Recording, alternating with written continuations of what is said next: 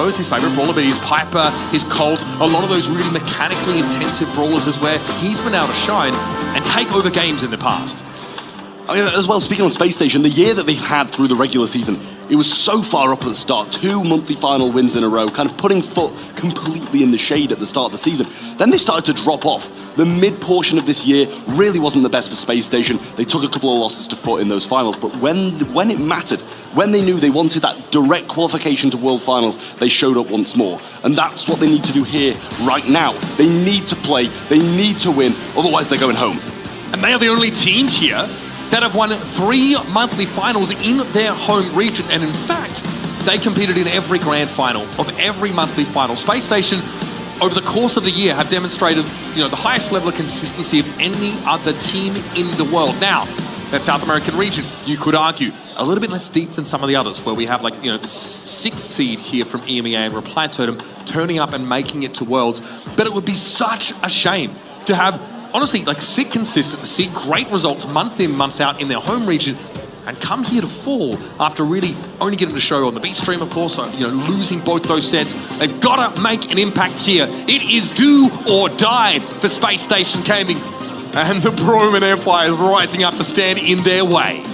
Wow. I mean, I don't think many people expected Space Station to be predicted over Reply Totem, especially after their initial showing over on the B stream, getting absolutely ripped apart by Pioneers, but we are heading on to Safe Zone in Heist. The bans from Reply Totem, well, let's get to that first. Angelo being the first pick, the ability to kind of hover over the water. Here, range, it is do or die for Space Station Gaming, and the Broman Empire rising up to stand in their way. Wow. I mean, I don't think many people expected Space Station to be predicted over Reply Totem, especially after their initial showing over on the B stream. Subject of bans and getting Chuck out of the way is very important. Colette on this map especially can do far too much for free. Cycle that super, hit the safe over and over again. The Bell getting picked up here at Bank. Range, control the middle part of the map. Melody as well is going to give you that all-in potential. And just a great amount of mobility. Space Station can use Adinho on offense or defense equally as easy. Yeah, it's one of those things where, Chuck's off the map. We need to kind of be able to spring up the map whenever we want. We'll take a Melody, and it does a lot of damage as well if you get those notes circling around you, and the gadget popped. You've got some good survivability as well up top in the map, or if you need to defend also. We're back over to Reply Totem, though, with their follow-up picks. They're going to need something that's going to be able to defend this Melody when it comes aggressive, because Angelo's just not that brawler. You can't auto-aim in a close range with him and get a lot of damage, and it's going to be Amber as the answer. Again, this is a long straightaway in the middle part of the map. Amber really punishes people walking at you in a straight line. Also can control zones pretty effectively with the threat of that super. 8-bit coming in as well to round out this composition. Great range, very high damage. Of course, being able to use a damage booster here, Maru Murray both can benefit from that hugely. It's a high damage, relatively low mobility composition here from Reply Totem, whereas Space Station still have an option to round things out. They're going to go with the Colonel Ruffs. It's been a while since I've seen that in competitive, I will say, but over the other side, it's got a bit of a risk of it being done very, very swiftly if 8-bit gets on the safe with the booster, with the Amber along with it as well, and if the Angelo can get some supers and get those damage on safe, Space Station are going to have an issue. And I think adding on to that as well, Ruffs can't really pull through with sandbags here. Yes, you're going to be able to tank maybe an Angelo shot or two, but he's got 3 gadgets that can shoot through stuff. Amber can burn through those instantly. And 8-bit's got a bit too much DPS for them to be able to survive. Yeah, it's going to give you windows of invulnerability, I guess, providing you're not facing that Amber down. Murray is more likely to have his mobility gadget active rather than the one that allows him to pierce terrain with those shots. So there is some utility to those sandbags. But frankly, Trav, Adinho is going to have to be aggressive. Space Station are going to need to use that Melody to punish these low mobility, longer range, high damage brawlers before they can set up shop and start raining down on the safe. And this is the thing as well. They need the Melody to get the damage, not only open up opportunities as well, because Ruffs and Bell aren't going to be adding that much to the safe. Yes, here and there, Bell's going to be able to get a few bouncing shots back and forward if people are circulating it, and the same, against the 8-bit as well. But Ruffs, throwing a couple low damage shots, it feels a bit weird for me. Obviously, Ruffs shots can bounce off walls. You can make some use of it there. You can push up to pressure the safe down. Excuse me. We're playing Brawl Ball, gents. See a little bit of warm-up here being undertaken by Space Station. Look, simply put, Space Station are playing for map control here. They really need to make sure they can get up into the middle of the map and be oppressive in order to give themselves a staging ground to start to push up onto the safe, to start to put that damage down. They have some all-in, but only from the Melody. And they're going to be outranged a lot of the time against iChaos and Murray, who, again, because he's on Angelo, can kind of be anywhere. You think it's only a small amount of this map that is really covered by water, but it gives Angelo, first of all, a free ticket to get out of his half of the map, so it's really hard to shut him in his defensive half, and also allows him to play an angle on mid that is really annoying for Space Station to deal with, as they ideally want to punish the choke on the map. They want to throw these bell shots in. They want Reply Totem to be grouped up. But Maru does not have to do that. He doesn't have to play with Chaos and Maru, unless he wants, of course, a little bit of damage boost, in which, of course, he can toddle over there and spend some time with the rest of his team. Yeah, well, this is the thing. I think you've hit the nail on the head there in terms of what the teams have to do to be able to win. But Reply Totem, this kind of looming thing of being able to get so much of the safe down in one push. And not only that as well, looking at these compositions, you're kind of like, okay, if Reply Totem get control, they don't need to have it done in one push. They can play the slow game. They can pin their opponents in spawn. And I feel like that's kind of why I'm siding with their composition just that little bit more. I will say Space Station, they've got some big hitters. Bell can do a lot against this slow 8-bit, and especially when surrounding this turret, going to be able to get a lot of work done. But we're going to need the longevity from Space Station. They need to survive for long periods of time with these rough supply drops if they want to be able to get the job done here. We've had plenty of time to think and talk about the draft here. The Kona Roughs for us, I think, is the biggest question mark. Supply drop, of course, can be given over to the Melody, empower her to go a little bit more aggressively. And I think Space Station are in hostile territory somehow, Trav. A lot of Totem fans looming around the crowd today, I will say, making so much noise for the veterans of Mori, Chaos, and Maru. Into the game we go. Safe Zone is going to be the entrance in the first set in this matchup between Space Station and Reply Totem. Already a shot connected for Firecrow, as evidenced by the positive feedback shield on the bell. Couple of nice taps here and an S-Take set up, which is going to punish Reply Totem when they want to move forward. Dog obviously set up to be a right side laner. Can really put pressure down this 8-bit with those bouncing shots. Now we're starting to see a little bit more of the idea, and it is the sandbags with the Rough to try to set Firecrow up to be a nuisance in mid. Yeah, the power up there for Firecrow is going to be a big, big help. Gadget going to be using Firecrow push back. In goes Adinho, Gadget popped as well. Mori falling so low, but eventually cleaned up. But look at this damage. I haven't even been looking at it going down, and it's already at 60%. This is what we talked about, though. Space Station using this comp to control the middle part of the map. Maru, like we said, can break out of his own half, but wants to take that off angle that only Angelo can really assume here. Walked into a nest egg, but isn't punished for it. Adinho comes in yet again, and Mori is down. Oh, this Melody is a problem, Trav. A big, big problem for Reply Totem that they don't have an answer for. There's the nest egg on the right-hand side as well. Will slow Chaos down, but he throws some oil over the right, which is going to have some slowing properties if the Mythic Gear is in use. Goes forward, burns it down. Dog should fall, and he does. But in Adinho goes, he gets one, but can't find any damage this time. Hypercharge used by Firecrow has this power up in hand as well, dealing so much damage to both the Safe and Maru.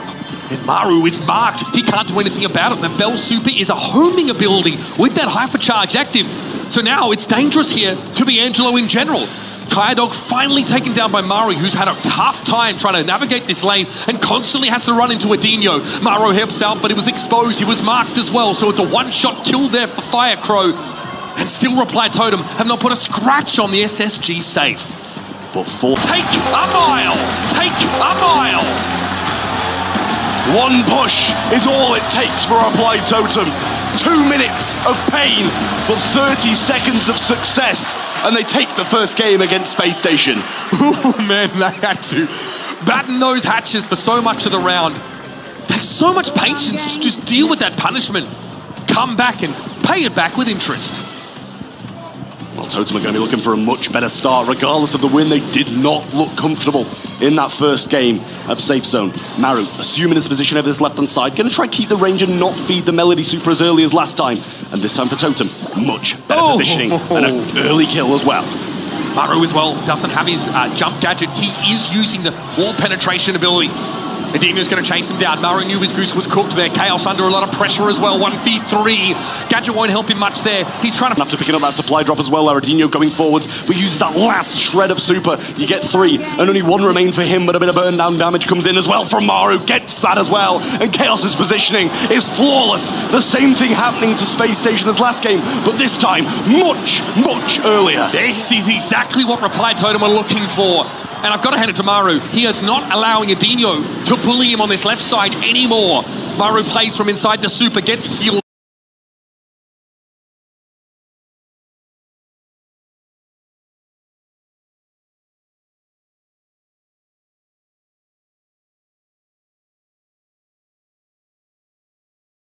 Healed up. And of course, can threaten Adino with huge amounts of burst damage. Adino wants to come forward now, but as you mentioned,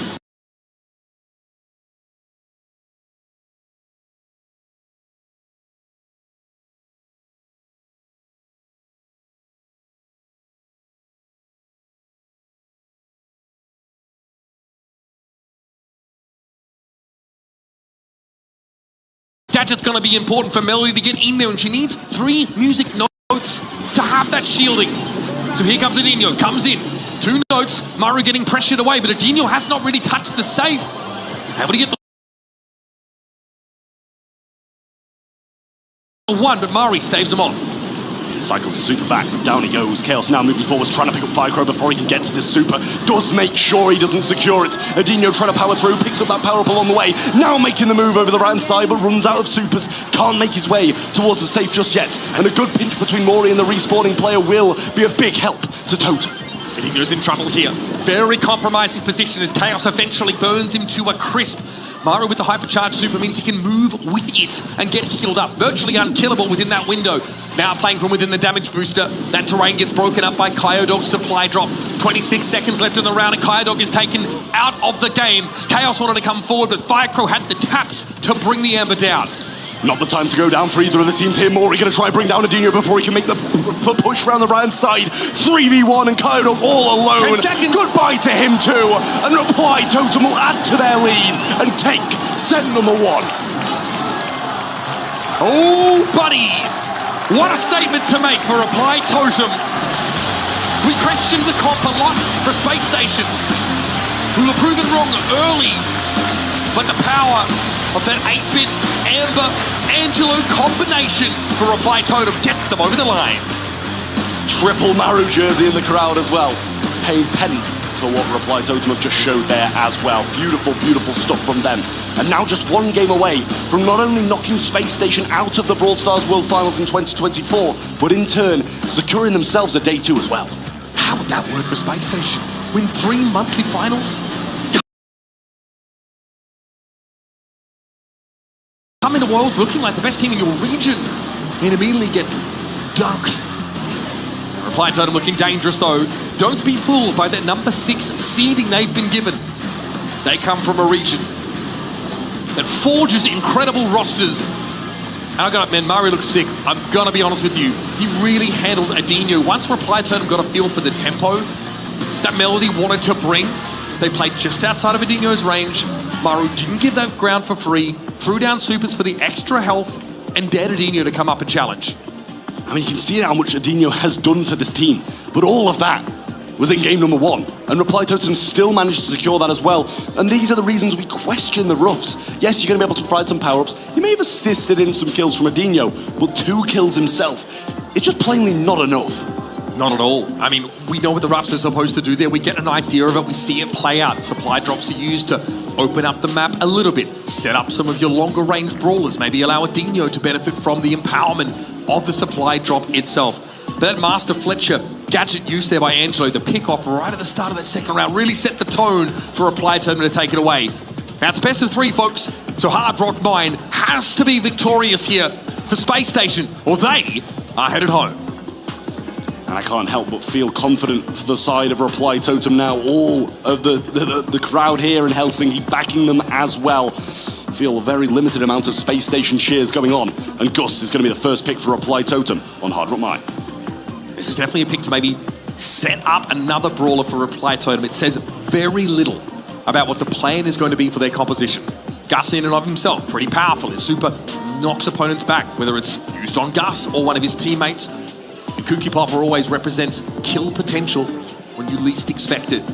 Space Station need to be very careful of that third balloon that hits. Here comes the surge here. Very high damage brawler, one that can really dominate a side lane. Yeah, it takes tanks out of the mix, which is kind of what you tend to see coming in down the lane when you see Augustus the first pick. Penny going to be rolling back on in. Not got the highest success rate so far, so much of and it, we do keep on, it keeps on coming back, and I'll keep on questioning it until it proves me wrong. Yeah, we've seen it on Heist, fair enough, I guess. We've actually seen it on Out in the Open in the past, right? That Heist map we just saw, excuse me, to put pressure down on the safe and make it hard to actually defend it. But here, might even see it be a mid-pick. Salty Barrel used quite frequently. So here's that tank that we sort of saw Reply Totem telegraph here. Picked into the surge, no less.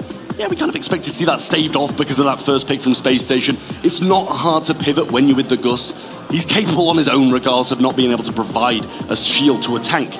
But they're just going to run the Daryl straight into the surge. I mean, who can blame them? With that rework, giving him 2 rolls for each super he earns, it becomes a much better brawler. Nita to go along with it as well. And not only is that a great pick on the lane, but it's a great pick to take away from Space Station too. It's also, it just represents a huge amount of pressure across the map. The Clancy gets picked up here. Well, again, at level 3, probably the scariest brawler in the game. Does an unbelievable amount of damage and gets an empowered super as a result of that. But, you know, seeing the Nita coming in, hypercharge, of course, legal here for Worlds, means that Bruce is a real threat, especially with something like Faux Fur, you know, to reduce incoming damage. Reply Totem are making a real gambit here for map control, trying to shut Space Station away. But as soon as they get rolling, as soon as the Surge gets levels, as soon as the Clancy builds credits up, that's when Space Station will be at their peak. They're playing 2 brawlers that get stronger in the long game. Yeah, Clancy. Definitely going to be a big, big help against the Daryl, and the same goes to be said for the Surge too. I just still have to question Penny mid. Yes, it's going to be a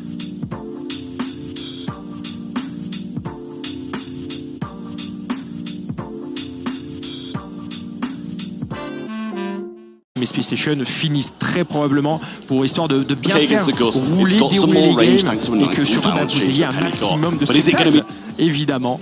Et pendant ce temps, il y a eu du dodge. Il y a sûrement du dodge parce que Daryl donc hypercharge, donc on n'a pas le droit de cliquer dessus, donc on met le bouton un petit peu dans le coin pour pas cliquer dessus. On n'est pas du tout sur Open Business, pardon, j'avais la mauvaise map, on est sur Mine Hard Rock, autant pour moi. Enough to stave off the Nita Bears. Yes, splash through them. The Daryl rolling in. Même chose, bien sûr. Ça reste la même idée de ce qu'on a dit. Ouais, pour l'instant, le premier 1v entre Edinho et Marou. Marou qui était pas loin de prendre le kill. Edinho qui a récupéré un petit peu le niveau 2 du Clancy. Et Marou qui part directement à l'attaque pour aller chercher Kaio Dog. Et certes, ça va donner le P2, mais voilà, ça permet de gagner du temps à Chaos pour récupérer un peu des gemmes. Marou qui s'est fait shield par Chaos et Satinta qui va essayer d'avancer un petit peu dans les bush, surprendre. Et Maori il est vraiment bien. Il est vraiment bien installé. 3 tapes consécutives là sur Kaio Dog, il le fait tomber. Et Maori qui est toujours présent, il gagne tellement de temps l'intervention de Marou. Oh, c'est monstrueux, Maori qui est toujours en vie, c'est exceptionnel ce qu'ils sont en train de faire. Chaos se régale, hein. Pour l'instant il récupère les gemmes tranquillement. Le shield qui est envoyé sur Marou, Chaos qui distribue vraiment sur ce qui régale. C'était même gratuit un peu ce shield. 8-1. Ouais, peut-être un petit peu tôt. Hein. Un petit peu tôt, attendre l'ulti de Marou. Aucun risque ou quoi. Bon, Edinho, il le gère très très bien. Hein. Il vient de passer niveau 2. Silver, hein. Donc il n'est pas du tout une menace pour l'instant, Edinho. Et Marou qui attend son prochain ulti. C'est vrai qu'ils ont vraiment une compo late game quoi, avec 2 brawlers qui ont besoin des niveaux avec Surge et avec Clancy. Marou qui part à l'attaque, non pas sur Kaio Dog mais sur Firecrow. Pourra-t-il s'échapper? Oh là là, il prend double kill monstrueux de la part de Marou. Va-t-il réussir à s'échapper? Dino qui risque de tomber. Ouais, triple Totem kill. A totalement détruit Space Station sur cette game et SSG qui n'est plus qu'à une game d'être la première équipe éliminée de la compétition. On dit, ils sont 12, il en restera plus que 8 à la fin de la journée et pour l'instant SSG est en bonne voie pour être la première équipe éliminée. Et finalement, c'est vrai que les joueurs n'avaient pas si tort. On en parlait plutôt pas mal avec eux à l'hôtel. Et tous s'accordaient pour